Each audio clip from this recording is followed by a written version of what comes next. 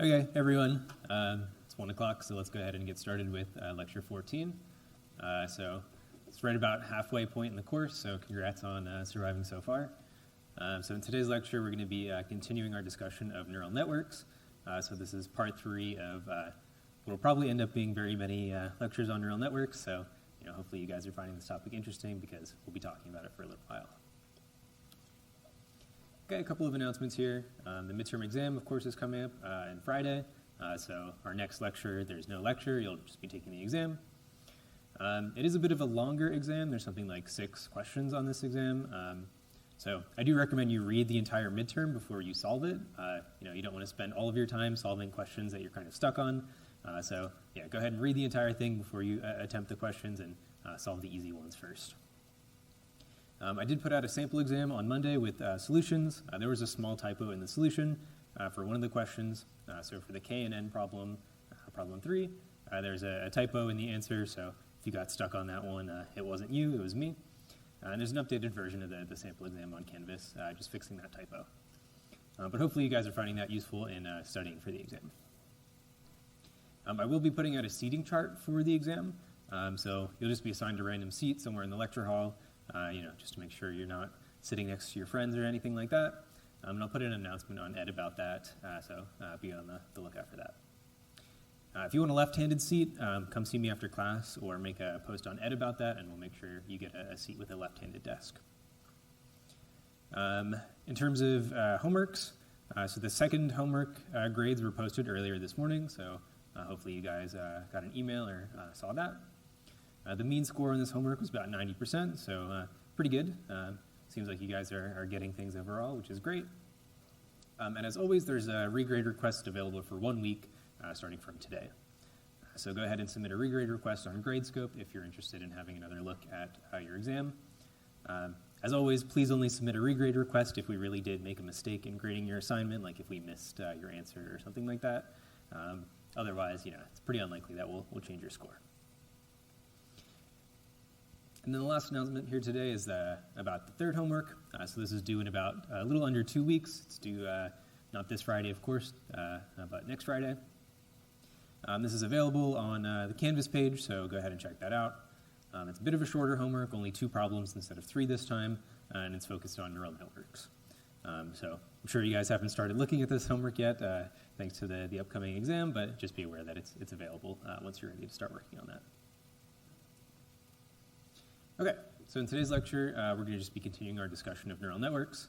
So for the first half, we just kind of have more of a general overview of networks and more details on them. And then in the second half of today's lecture, we're going to actually talk about how you train these models.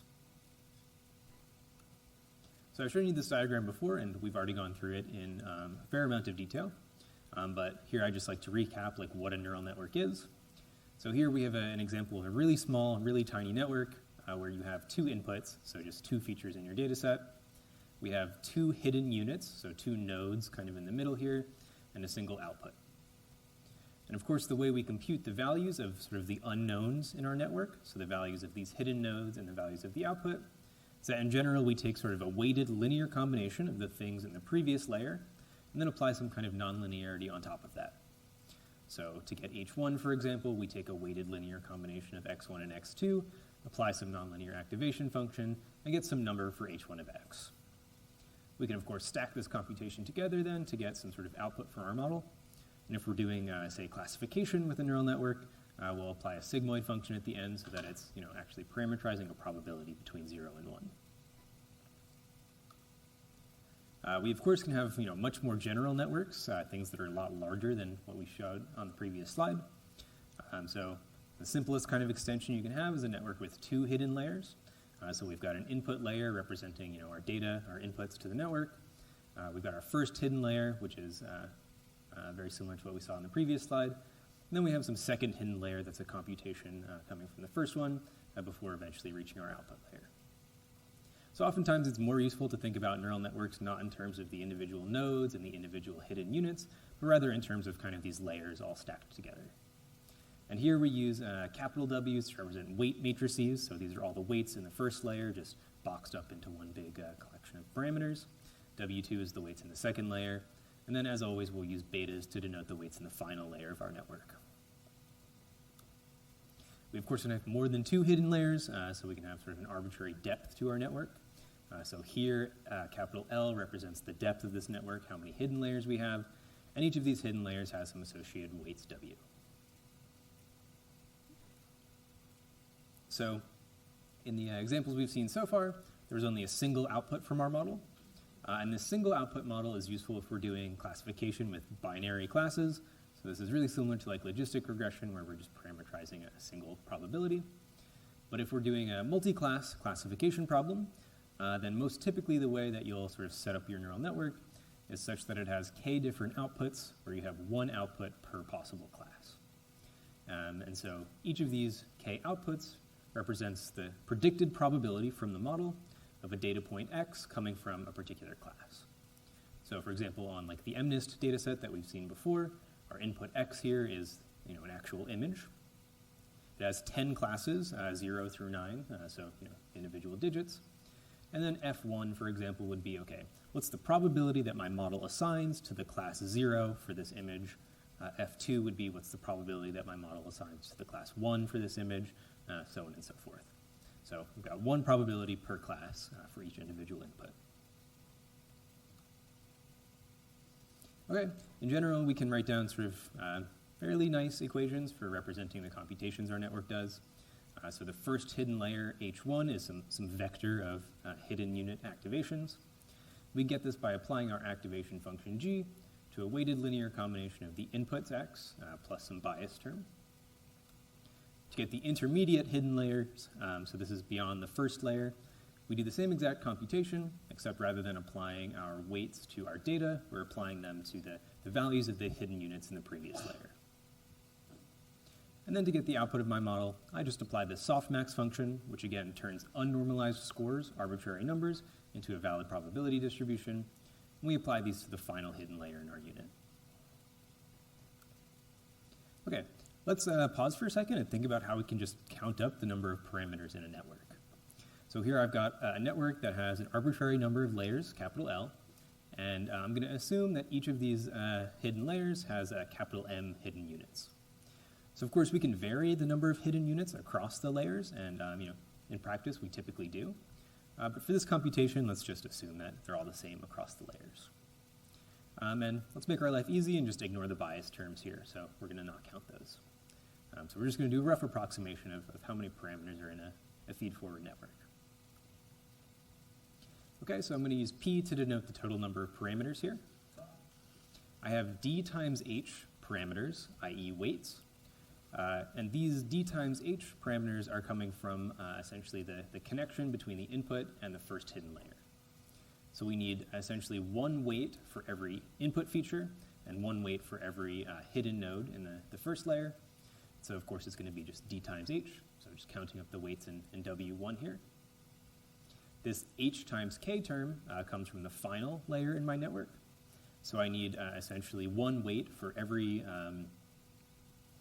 these H's here, sorry, should be M's. So everywhere you see a capital H should be a capital M. But this H sub K is just the number of weights in my beta. So we have one weight for every output of my model, and also one weight associated for every connection between the hidden units in the last layer and said output. So that gives us H times K weights in the final layer. And then in between, so from the hidden layer H1 to the hidden layer H2, there's of course H squared weights between them. So again, just counting up the number of connections, we've got L minus one sort of hidden units in the middle of my network. So overall, this fairly short formula, we're just counting up the number of weights in our network. So let's stick some numbers in here and get a sense of how many parameters are in a small network. So for a very small image classification problem, say, where your images are only, say, 100 by 100 pixels, so this should be not 100, but 100 squared, 10 to the fourth, not 104. And we have, say, 300 hidden units in every layer with 1,000 different classes and 10 layers. Then the number of parameters here, if we just plug these numbers into our formula, it's about 4 million. So even on a fairly small input image of, say, 100 by 100 pixels, pretty low res, our network has to be something like 4 million parameters. So this just goes to show that even in a fairly simple, small classification problem, There's a very large number of parameters that appear in these networks.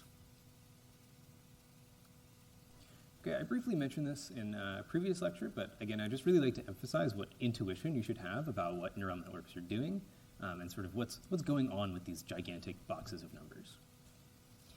So I think that you should really think of a neural network as a sort of representation learning machine, if you like, where the hidden units in your network at every layer can be thought of as like learning useful features or learning new representations of your data. So on the left-hand side of my network, I'm always representing sort of my inputs. So this is my original data on the left-hand side. And I argue that you should think of sort of all the intermediate layers in your network as sort of a feature extractor. So it takes in your data, does some kind of computation on this data, and produces new features. So, maybe we'll see some examples in a little bit of what this actually looks like. But you should think of these intermediate layers as doing some feature extraction. And then the very last layer in my network, that final layer with those weights that we called beta, is really just some logistic classifier fit on top of those new features coming from this feature extraction step. So you can kind of think of neural networks as like doing two stages here. It's feature extraction plus classification on top of that. So let's see an example here of what this actually looks like in a real example with a real network. So let's say I have some image. It's maybe this image of a cat here. If I pass this image through my neural network and actually look at the values of the hidden units in my network, so what's the values of those nodes that I'm computing, and I essentially turn those values into images by just stacking them into a grid that has the same dimensionality as my image. And if I plot those, what you'll see is that in the first layer of my network, the model learns to kind of extract really low-level features or really low-level information about this image. So it extracts like sort of a horizontal line detector or sort of slanted line detector here, might detect like color gradients in certain images or certain parts of the images, and so on and so forth. Then in sort of the middle layers of my network, it learns to combine these low-level features that it extracts from the image into sort of higher-level features. So you see there's a lot more structure in these activations in the later layers. And then even later on, we learn very much higher-level features of these images. So maybe there's some kind of curves it's picking up on or some kind of like honeycomb pattern or something like that. And at the very end of the day, after we sort of extract these very high-level features from our images, we fit a just simple trainable classifier on top of those new features. So it's like doing logistic regression on these new features coming from our network, where these new features are automatically learned from the data. So I showed this image before, but just want to emphasize it again that, say, doing neural network for facial recognition, the low-level features, again, are things like edge detectors or like sort of color gradient detectors. But in later layers, we actually learn sort of eye detectors or nose detectors or much higher-level features from our data. Okay, so before deep networks, most of the work in machine learning was kind of hand designing these kinds of feature detectors. So how do you write an algorithm that can detect the edges in an image? How do you write an algorithm that can combine edges it detects into, say, detecting left-hand corners and right-hand corners and wheels in an image of a car and things like that? Oftentimes, we would take these hand-designed features and then stick them through some simple classifier. But with deep learning, of course, this manual feature extraction step has now become totally automated. So these features are all learned directly from the data. So I'd also like to point out here that not only is this sort of automated feature learning step making our lives easier in the sense of we don't need to like hand design feature detectors anymore, it actually makes our models work a whole lot better by just learning things in this end-to-end fashion. So way back in, say, 2010, the best model on this ImageNet data set, a very hard image classification problem, was something like a little over 50%. And this is using decades and decades of hand-engineered features with simple classifiers on top of them. But after the advent of deep learning, really right here in about 2012, 2013, progress in this image classification problem really took off. So we see here we went from like 50% accuracy up to almost 80% accuracy on this task in only just a few years once we had these neural networks sort of up and running. So again, it's not only making our lives simpler and easier that we don't have to design these features, but actually it's making our lives sort of better in that we get better models. Is there a question? Yeah. Yeah, the very last layer in our network, it does the classification.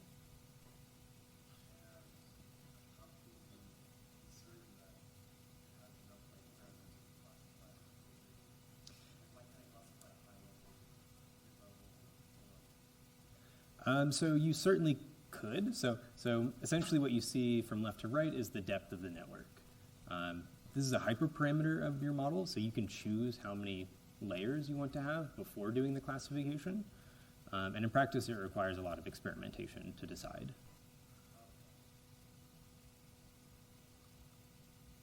Yeah, another question.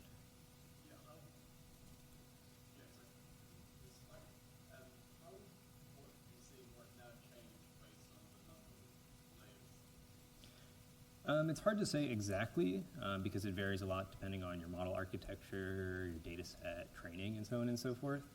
I mean, you would expect to see if you made your model shallower that it wouldn't be able to learn these very high-level features. And if you made your model sort of sufficiently deep, then it kind of stops learning useful stuff after a while. So it might learn new stuff for 10 layers, and then after that it's like, okay, I've got enough information now, I'm not going to do new stuff. Yeah, I can do one more question.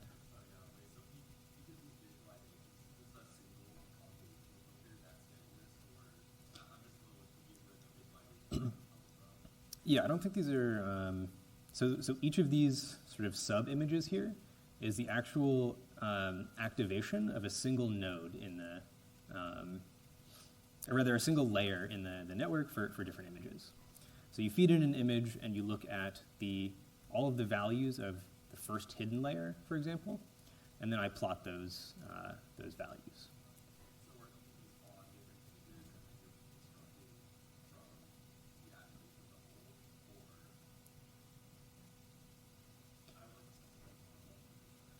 You know what, let me double check. I think it's different images, but I'll get back to you guys on that.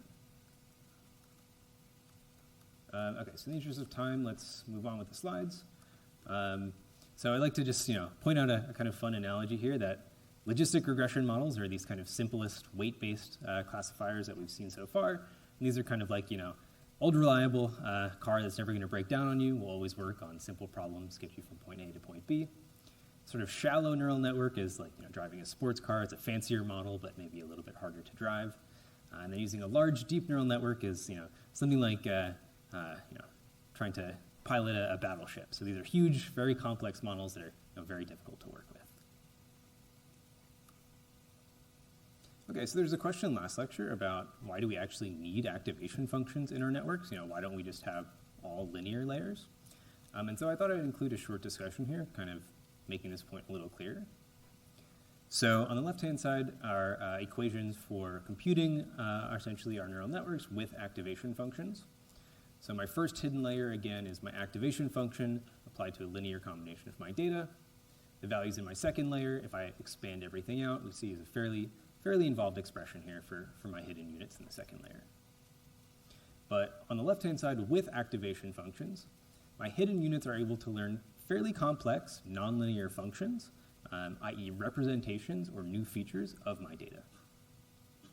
If I don't have activation functions, if I only use linear computations, well, my first hidden layer is just a linear function of the data. It's just some weight matrix times my data plus a bias. And then if I sort of compose this operation, if I do it twice, the activations in my second layer are, if you write them out, again, just a linear function of my data. So to get H2, it's just W1 times W2 times my data plus my bias terms. But my point here is that the hidden units, if we don't have activation functions, are always just linear functions of my data.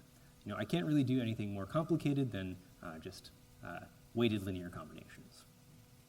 And even if I have very many layers in my network, without activation functions, it's no better than having just a single linear layer. So it's just implementing sort of a linear computation here. So we really need these activation functions in order to have our models be sort of expressive. you might be wondering, how do we actually choose our nonlinear activation functions? A typical choice here is what's called the ReLU function. So sort of at the early advent of deep learning, people like to use things like sigmoids inside of their neural networks, but often this doesn't work very well. And so a very popular choice here is called the ReLU. It's short for rectified linear unit. It's a fancy name for the following function that I have graphed here, which essentially says that if the input to this function is positive, it's just going to return the input, so g of z is z. And if the input to this function is less than or equal to 0, it's just going to return 0. So it's this sort of like hinge-shaped function here. And you might say, okay, well, this is almost a linear function, and you're right, it almost is. But it turns out this is sufficient for achieving the nonlinearity that we want. The reason that ReLUs are more popular than something like sigmoids or other S-shaped curves is that it really has better behavior for the things we want to do with neural networks, in the sense that if you look at the gradient of a sigmoid function, and we're going to need gradients to learn these models, well, the gradients sort of at the edges of this S-shaped curve are very close to 0. So it makes it very hard to learn with neural networks if you use activation functions whose gradients vanish. In contrast, for the ReLU function, the gradient on this entire portion here is almost always 1, and so in practice it leads to models being much easier to learn. Okay, there's a whole zoo of activation functions that you could choose for your network, and for a few years it was an easy way to write a machine learning paper. You propose a new activation function, do a bunch of experiments, and show it works well in your favorite data sets. And here I'm just showing in this slide sort of different activation functions you could choose for your model. In practice, which one should you actually use if you're setting up a neural network? It's a very empirical question. So to actually decide which nonlinearity to use, you need to do a bunch of experiments, try out a whole bunch of different models, and just see which one is performing best. Oftentimes, the ReLU function I showed you is kind of the gold standard. A lot of times people will just choose that and stick with it, unless you have a good reason for experimenting with these. Okay, so any questions so far? Yeah.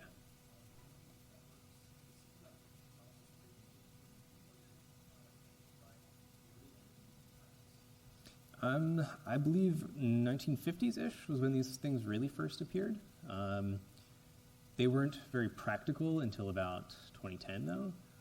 So there was some interest in these for quite a few years before kind of modern hardware and modern techniques really allowed these to work. Yeah. Cool. Other questions so far?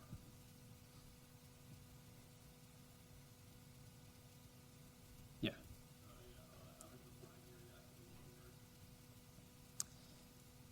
So yeah, essentially it's just an indicator if your input is positive or negative. I wouldn't recommend using it in practice. I'm actually not quite sure why they included it on this chart, because the gradient is going to be 0 for this guy. Yeah, it's not going to work for your network, so you can ignore this one safely.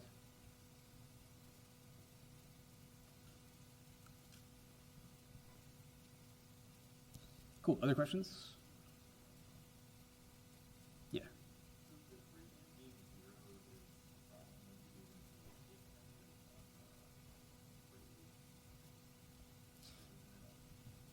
Yeah, essentially what will happen is that no gradient information is going to get propagated through that part of the computation, which is fine.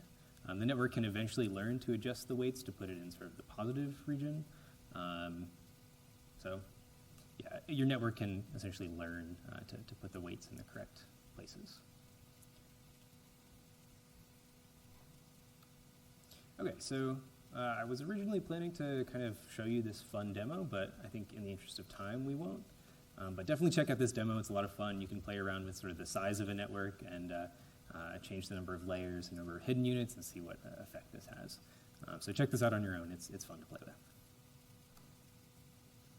Okay, let's talk about training neural networks.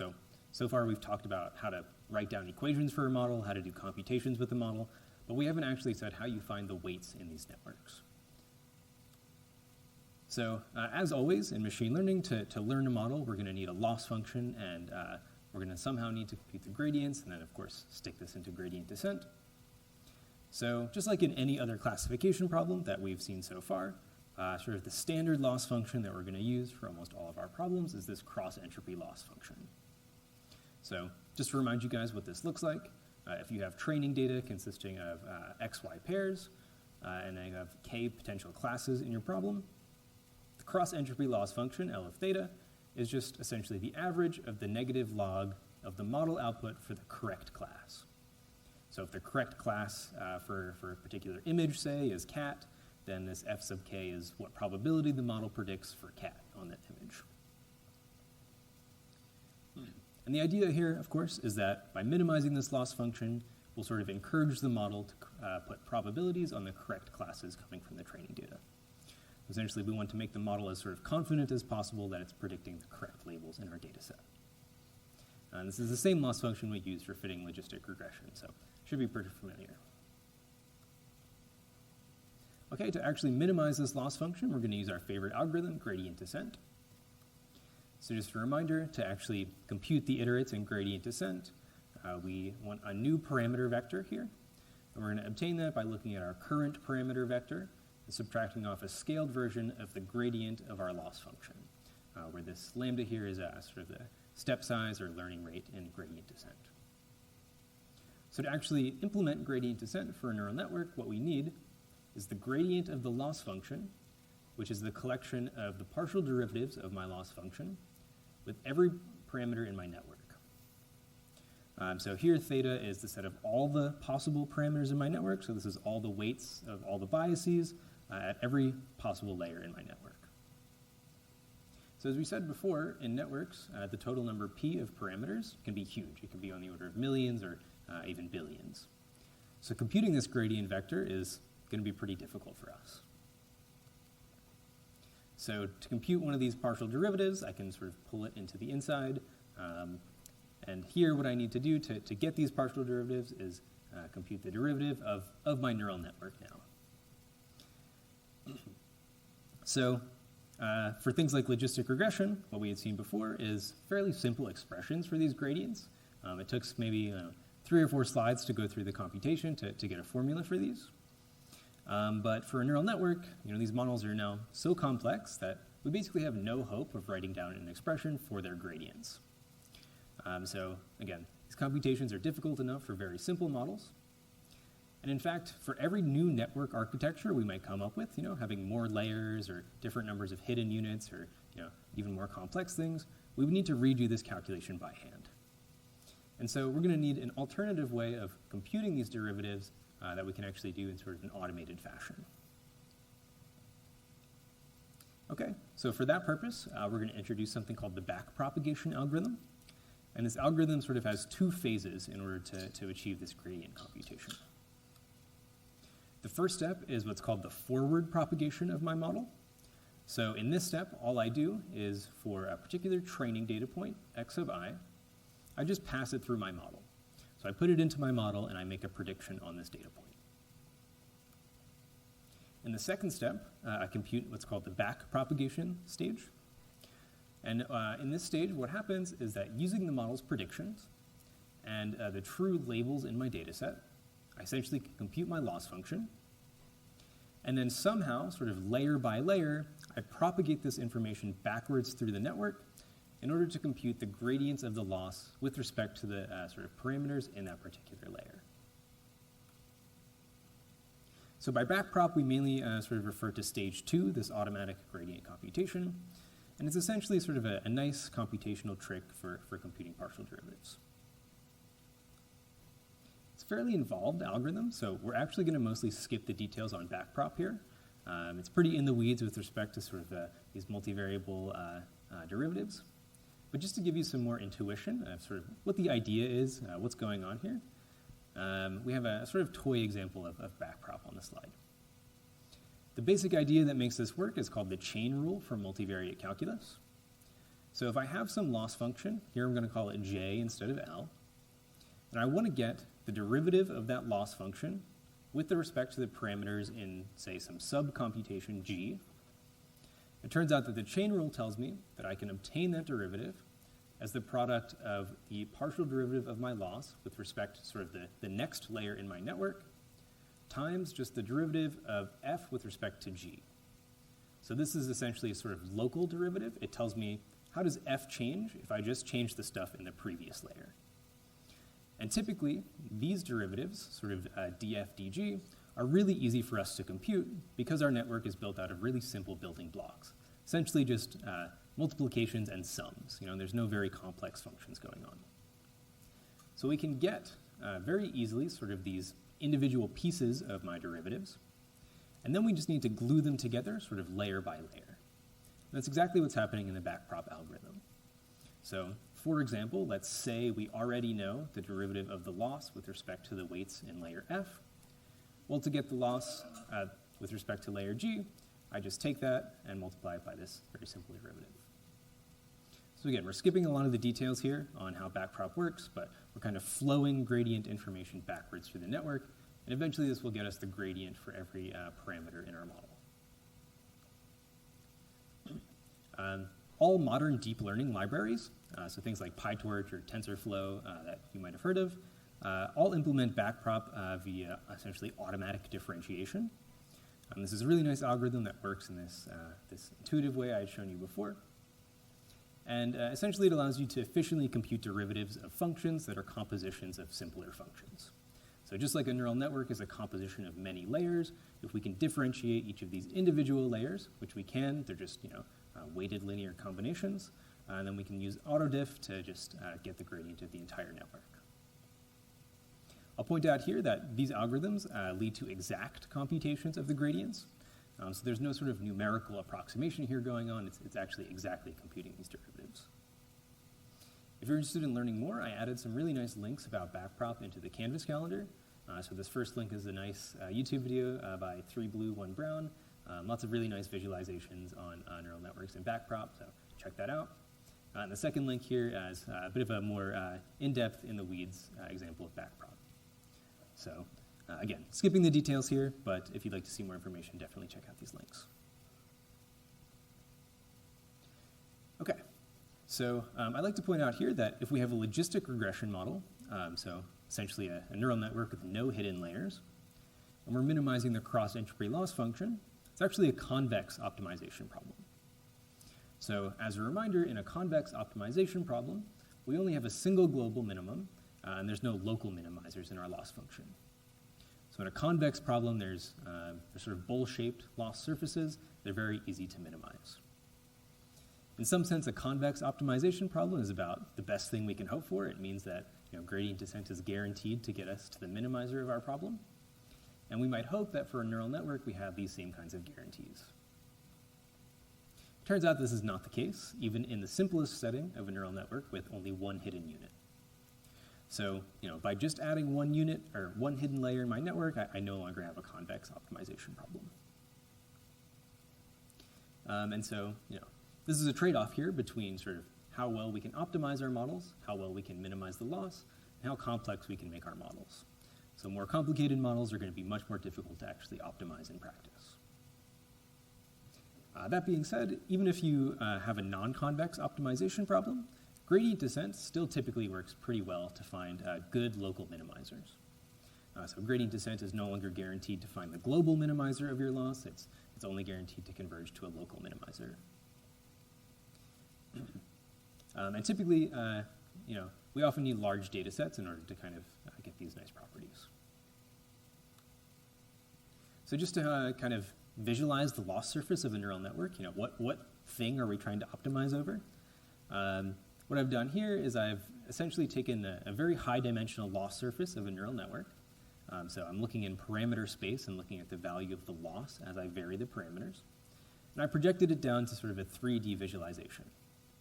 And you can see these loss surfaces are extremely complex.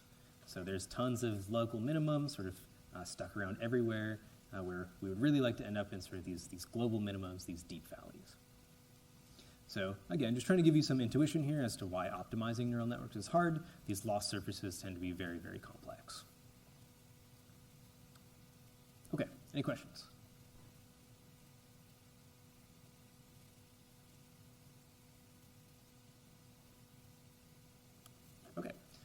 So let's move on to something called stochastic gradient descent. So before we get into the details of this, let's just motivate why we need a new optimization algorithm in the first place. So in order to do backpropagation in my algorithm, I first need to do this forward propagation step.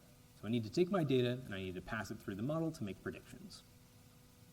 The time complexity of doing this forward propagation step is at least linear in the number of parameters, because we need to multiply, essentially, we have at least one multiplication per parameter in the forward pass. So again, this forward pass is linear in the number of parameters in the network. This is for a single data point. And so the total complexity of computing gradients in my neural network is at least O of n times p. In practice, it's often more than this because we need to do that backprop step as well. So this is sort of a lower bound on how complex gradient descent is. This isn't too bad, being linear in the number of data points and the number of parameters. Could be worse, could be quadratic or something like that. But in practice, the number of data points and the number of parameters that you have in your network tends to be very, very large. So we might be training on something like 1 million different images in our data set, and p could be in the millions or hundreds of millions. So in practice, even a linear complexity for computing gradients, i.e. training our network, is sort of too expensive. Oftentimes we're taking hundreds or even thousands or oftentimes potentially even millions of gradient steps. So gradient descent can be kind of too slow in practice. So we're going to introduce a trick here called stochastic gradient descent, which is a way that we can actually speed up the training of neural networks. So in this first line, I have my standard gradient descent update. This is just the same algorithm we all know and love. But what I'll like to point out here is that the gradient of the loss is an average over the gradient of the loss for individual data points. So to get this overall loss gradient, I just average up the losses, the gradient of the loss for each of my training data points. And the idea of stochastic gradient descent is that rather than looking at the average of the gradient over all of my individual data points, I'm going to take a smaller sort of mini batch of my data in order to approximate the gradients. So rather than looking at all n training data points, I'm going to pick b of my data points, where b is much smaller than the total size of my data set. I'm going to average the gradients over just that mini batch of data. So I take some subset of my data to approximate these gradients. Often this batch size, essentially the number of data points I'm approximating the gradient with, is something like 1 or 10 or 100. So something fairly small if you have a data set of, say, 1 million images. And then what we'll do is we'll sort of iterate over all of the possible mini batches in my data, compute gradient updates for each of these batches. So to visualize what happens when you do this is that if you follow sort of standard gradient descent, you have this idea of sort of rolling your parameters downhill on my loss surface towards the minimizer. So that's this red curve. It's sort of slowly rolling towards the minimum of this loss function. And this is, of course, slow if we have a very large data set. It scales with the data set size. In stochastic gradient descent, because we subsample our data, we take a mini batch, we get essentially a random approximation to this true gradient. So it's not the true gradient that we follow, it's some vector that, in expectation, on average, follows this downhill direction. So we don't exactly follow the gradient, we kind of follow some random walk that essentially tries to follow this gradient path.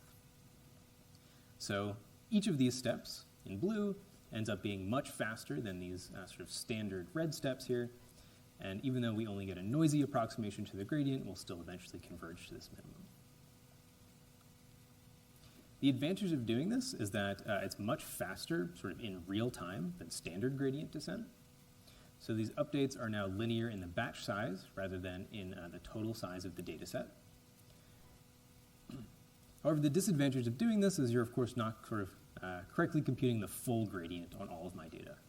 It's just sort of a noisy, stochastic approximation of that true gradient. However, in practice, this works very, very well. And we'll see some examples in a few slides of how this actually behaves. In fact, even though we're only computing sort of a stochastic approximation to this gradient, There's some nice theory out there that shows that these stochastic gradient descent updates will actually converge, at least to a local minimizer. It just takes more gradient steps. And oftentimes, stochastic gradient descent is really the default go-to method for fitting neural networks. It sort of gets the nice benefits of gradient descent while getting this computational speed up. Okay, to actually implement SGD, so you guys implemented standard gradient descent before. To implement SGD, you just randomly select a small mini batch of training examples before computing the gradients. So it's fairly simple to update your gradient descent implementation to work with stochastic gradient descent. In practice, we often just order our data set in some random way, and then just go through them in sort of batches of B points at a time. So we'll take the first 10 data points in our randomly ordered data set, we'll take the next 10 points, so on and so forth. In practice, selecting this batch size B is often done heuristically. We can kind of treat it as a hyperparameter and say tune it if we'd like to, but oftentimes people will just pick a number for B and kind of stick with it. So something like 32 or 64 is pretty common. We can use stochastic gradient descent in any machine learning problem where we're minimizing a loss function. But in practice, we only really care about the speed up if we have a large number of data points N and a large number of parameters P. So something like neural networks is where this really shines. So for a little bit of terminology, I've been saying this already, but by batch or mini batch, I mean the number of examples per gradient update. So it's what's the size of my subset of my data that I use for each gradient computation. Oftentimes people will say the number of epochs, and this is the number of times that an algorithm does a full pass over the data set. So in standard gradient descent, every gradient update sees every data point, whereas in stochastic gradient descent, to compute a gradient, I only look at a small mini batch of my data. But by epochs, I mean how many full passes over my data I've seen by breaking it up into mini batches. So if I have something like 1,000 data points and I break it up into batch sizes of 100, well, I have 10 gradient updates per epoch. So per full pass over my data set, I compute 10 gradient updates. Okay, so let's look at some sort of empirical results just to illustrate what this algorithm is doing. So on the x-axis in this graph, I have sort of wall clock time, so this is real running time of my algorithm. And on the vertical axis, I have the cross-entropy loss of a neural network. This is on the MNIST dataset using a mini batch size of 4, where the full training dataset is 60,000 images. In this orange curve, I'm plotting the loss as a function of time for standard gradient descent. So to compute each of my gradient updates for this orange curve, I'm computing the gradient for all 60,000 training images. And we can see the loss decreases over time, so our algorithm is working. It's minimizing the loss. But it's very slow. It takes a lot of seconds for us to actually run this algorithm. In contrast, for stochastic gradient descent in blue, rather than computing the gradient for all 60,000 training images, I'm just going to look at 4 images at a time, compute the gradient of the loss on those 4 images, and then take a gradient step. And so what you can see is the loss function decreases much more quickly in terms of actual wall clock time, but this comes at the cost of this sort of loss function now not being smooth. Because we're not computing the true gradients, we're computing these kind of stochastic or random approximations to them. However, we do see that even though we pay this price of having sort of inaccurate gradient computations, we still get pretty good convergence. If we increase the batch size to now 64, so rather than looking at 4 images at a time, we look at 64, we get a much smoother loss curve. But again, we still are sort of beating standard gradient descent in terms of the actual time it takes to train our model. There's various sort of variations on gradient descent. So these are things called like AdaGrad or RMS prop or so on and so forth that are essentially smarter ways of doing stochastic gradient descent. We won't go into the details here, but I'm just pointing out that sort of you get stochastic loss curves as compared to standard gradient descent, where these are very smooth. But the sort of overall trajectory of your loss, on average, is going to be decreasing over time.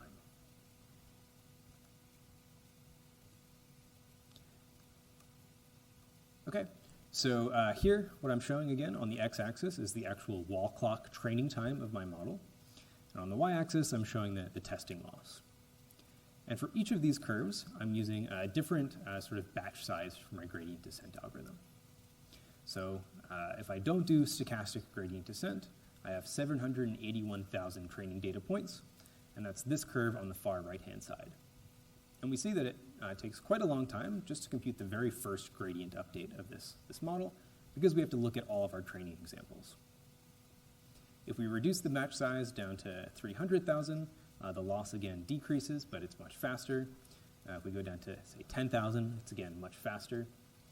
And by this curve here, stochastic, I mean looking at just a single training example to compute my gradients. What you should note is that all of these curves converge to the same loss value eventually. It's just that the stochastic one gets there much, much faster. So again, in practice, SGD is really the gold standard for fitting neural networks. Okay, I'd like to point out here that in neural networks, we have a ton of hyperparameters that we often need to tune. So our parameters theta, i.e. the weights, coefficients, and biases in our network, are the things that we learn with stochastic gradient descent. But the hyperparameters of our model, sort of the width of our network, the depth of our network, activation functions, are things we need to choose before we run stochastic gradient descent. So for examples of hyperparameters you might like to tune, you of course can regularize a neural network just like you can a logistic model. You can also choose the type of regularization, say L1 or L2. You can tune the learning rate of your gradient descent algorithm. You can tune the batch size of SGD. And of course, you can tune the neural network architecture itself. So just pointing out here that there's a ton of choices you have in setting up these models. Oftentimes, these hyperparameters, to sort of choose reasonable values for them, requires a lot of hand tuning, sort of by intuition or either by guessing. But of course, we can oftentimes use this kind of training, validation, testing paradigm in order to optimize these hyperparameters. So again, just a reminder of how this works. You split your data set into 3 different sets. One is a training set that you actually fit the model on. So this is the data the model sees during gradient descent. We evaluate those models on a held-out validation set, use that validation set to choose sort of the best hyperparameters. And then we look at the performance on a final testing set at the very end of the day, just to simulate sort of real-world performance on unseen data. Oftentimes, for hyperparameter search, we do something called grid search, which just means looking over essentially a very large set of potential hyperparameters. We'll see in the next lecture that there's a couple of alternatives to this. Grid search might be a little bit slow because there's so many potential hyperparameters to try. I'll point out here that a very common mistake in the second homework was with regards to sort of hyperparameter selection and model tuning. So just to reinforce, you should really only select your model hyperparameters based on the performance on the validation set. It doesn't really matter how well your model did on the training data. It doesn't matter how well sort of the training performance and the validation performance match one another. The only thing you should be looking at when you're tuning hyperparameters is model performance on this validation set. So yeah, just pointing out a common mistake here, maybe a common misconception. Okay, in the interest of time, let's just wrap up for today. We've got about a minute or 2 left. So I'd like to emphasize here that training neural networks is very hard. They're highly non-convex optimization problems. There's a ton of research and tons of work that goes into designing optimizers for these methods. Really, the gold standard here is stochastic gradient descent, which is a trick for speeding up that usual gradient descent algorithm. And the basic idea is that rather than looking at your full data set to compute the gradients, you just take a mini batch of your data to approximate the gradients. And to actually get these gradients, we use this backprop algorithm that essentially lets us compute layer by layer what the derivative of the loss is with respect to the weights in that layer. There's also a huge number of hyperparameters in these networks, and it takes a lot of time and effort to actually tune these and get good model performance. So you'll see in the third homework what it's like to actually try and fit one of these models to data and get the best possible performance. And other than that, good luck with the midterm on Friday.